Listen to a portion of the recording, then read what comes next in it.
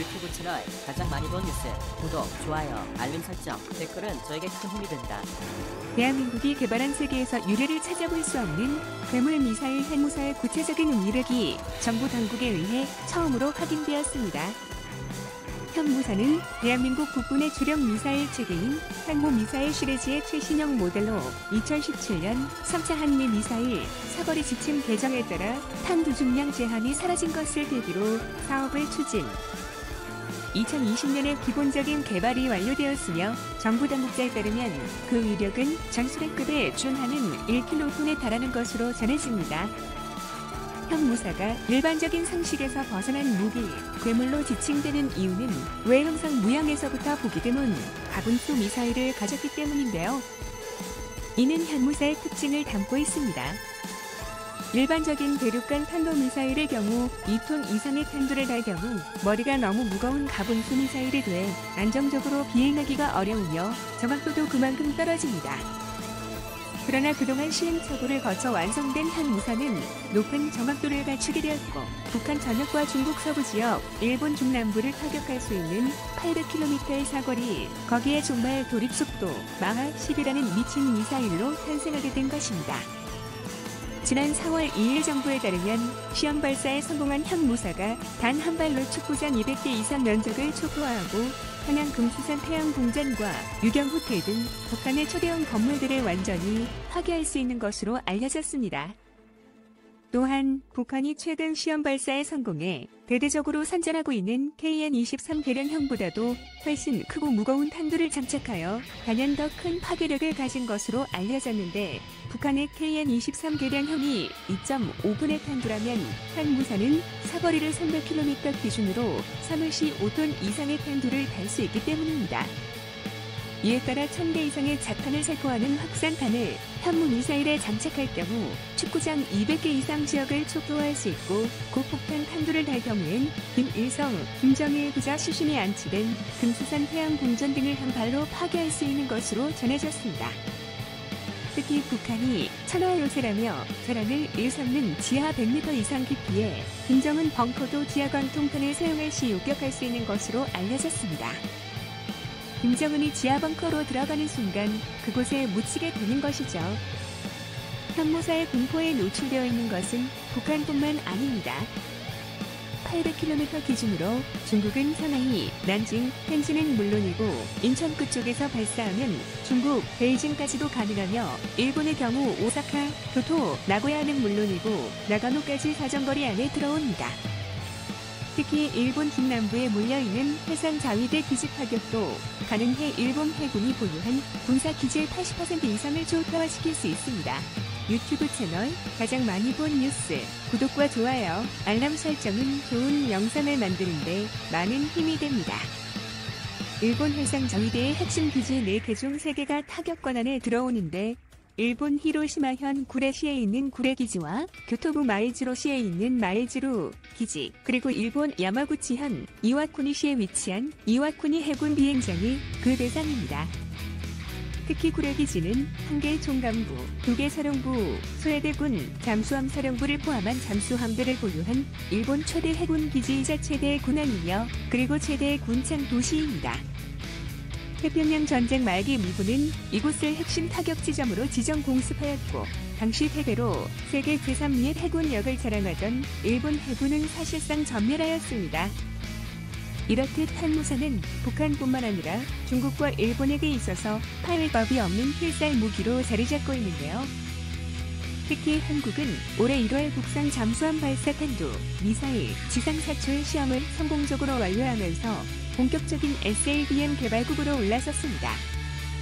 SLBM은 잠수함에서 발사되는 전략 무기로 한국이 최종 시험 발사를 마치면 세계 8번째 개발국이 됩니다. 전문가들에 따르면 한국형 SLBM의 사거리는 핵무사의 개발에 맞춰 별다른 문제 없이 사거리 800km와 탄두 중량 1톤급을 확보했을 가능성이 크다고 분석하였는데요. 지난 2017년 9월 3차 미사일 협정 개정을 통하여 사거리 800km는 그대로 유지하지만 탄두 중량 제한은 사라졌습니다.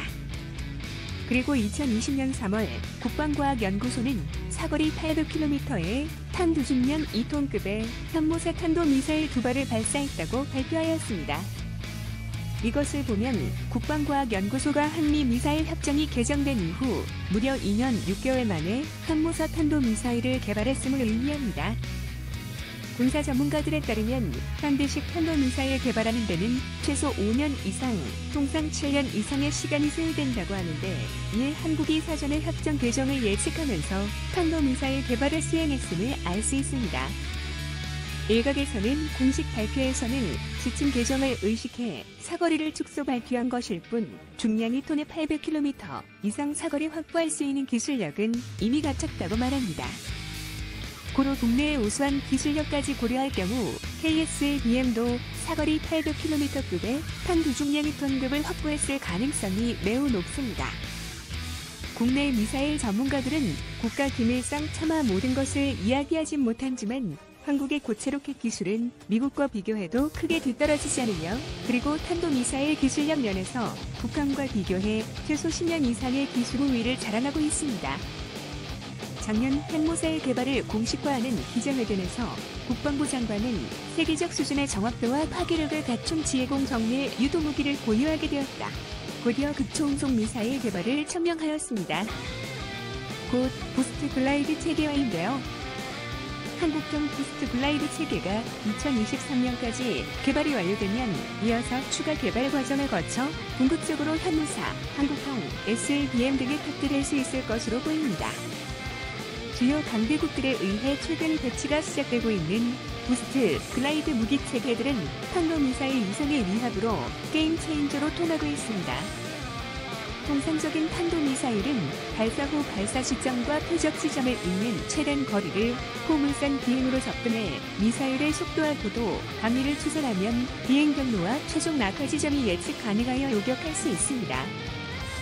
그러나 부스트 글라이드 무기 체계는 초기 100km 상승 후 바로 급속하간을 수행하면서 대기권 상층부를 따라 미끄러지듯 수많은 궤적을 그리며 초고속으로 활공 비행하게 됩니다.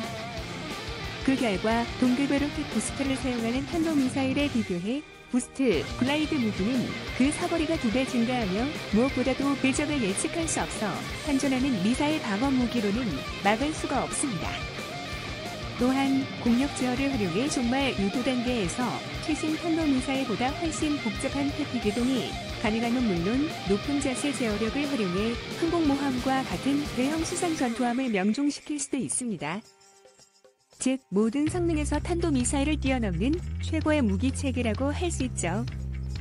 그리고 사거리 800km급 탄도탄으로 발사할 경우 부스트 글라이드 무기는 활공 비행을 통해 그 사거리를 1500km 수준까지 쉽사리 늘릴 수 있습니다. 이에 장보고 3급 잠수함에서 발사되는 부스트 글라이드 체계 현무사 미사일은 중국과 일본에게 다이 핵무기급 공포를 안겨주게 됩니다. 베이징은 서해에서 겨우 100km 떨어져 있고 일본 도쿄도 동해에서 겨우 200km 떨어져 있습니다. 장보고 3급의 우수한 정숙성을 고려하면 양국 수도에서 500km 떨어진 해역까지 접근해 부스트 글라이드 무기를 발사할 수 있을 것입니다. 이렇게 근거리에서 부스트 글라이드 무기가 발사될 경우 적군은 이를 사전에 조기 경보할 수도 없고 설사 파악하였다 해도 일본이 보유한 SM-3로는 요격 불가입니다. SM-3는 최소 요격 고도가 80km 이상인 것과 비교해 부스트 글라이드 무기는 60km 정도의 고도에서 비행하므로 요격 범위를 벗어나고, 어찌어찌 운 좋게 중국과 일본이 S-300BMU-1과 패트리엇 팩3을 활용해 1회의 종말 요격에 성공한다 하더라도 장보고 3급은 모델에 따라 6에서 10발의 부스트 글라이드 무기를 운반할 수 있습니다. 장보고 플러스 부스트 글라이드 플러스 현무는 가히 세계 최고라 자부할 수 있습니다. 사실 부스트 글라이드 무기가 곧 폭탄만 운용한다면 주변 공비 증강에 미친 두 국가에게 끼칠 전략적 억제 능력이 조금은 모자랄 수 있습니다. 그러나 다행인지 불행인지 모르겠지만 대한민국이 보관 중인 239킬로톤임의 보유량이 톤 단위에 달하고 235우라늄의 재고량도 상업 발전 덕분에 수십 톤에 달합니다. 즉 수천 발의 핵무기를 제조할 수 있는 양이죠. 한국의 저명한 원자력 전문가인 서균열 서울대학교 원자핵학과 교수에 따르면 우리나라에는 이미 5년 동안 사용할 핵연료가 들어와 있고 북한처럼 원심 분리기 2000기를 돌리는 20세기 기술이 아니라 레이저와 반도체 등 21세기 첨단 기술로 한국은 핵무기를 만들 수 있습니다. 60% 우라늄은 정지되어 있는 발전소에서 축출해 사용하면 되고 플루토늄은 월성 1, 2, 3, 4호기의 상상을 하지 못할 만큼 쌓여 있습니다. 이 양은 4,500기의 핵무기를 만들어낼 수 있는 양입니다. 일본보다 플루토늄이 더 많기 때문에 일본이 두려워하는 것이죠.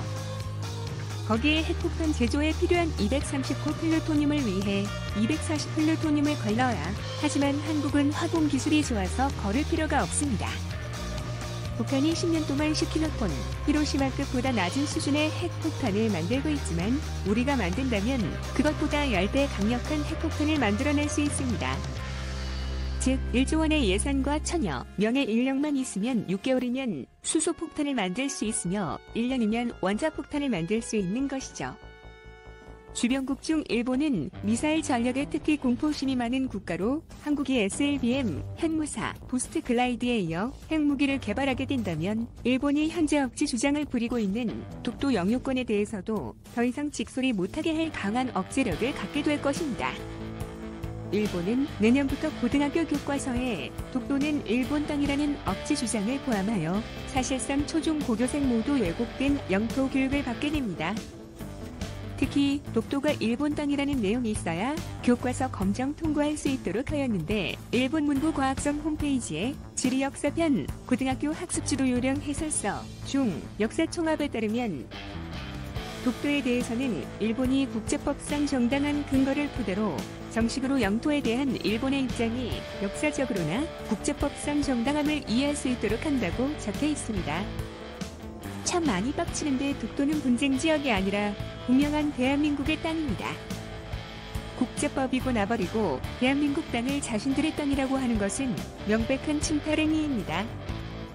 대한민국 땅을 자신들의 땅이라고 하는 것은 명백한 침탈 행위입니다. 일본이 독도를 빗대어 부르는 말인 다케시마를 거꾸로 읽으면 마시케다입니다. 단어에서부터 일본의 야욕이 드러나는 것이죠. 독도를 집어삼키려 입을 벌리고 있는 일본에게 핵무사라는 매운맛 한도를 보여줄 때가 온 것이 아닌가 합니다.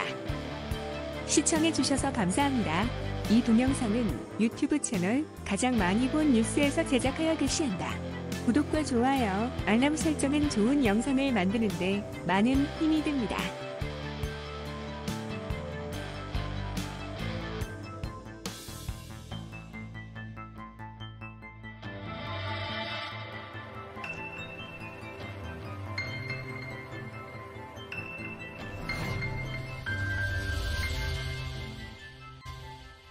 유튜브 채널 가장 많이 본 뉴스 구독.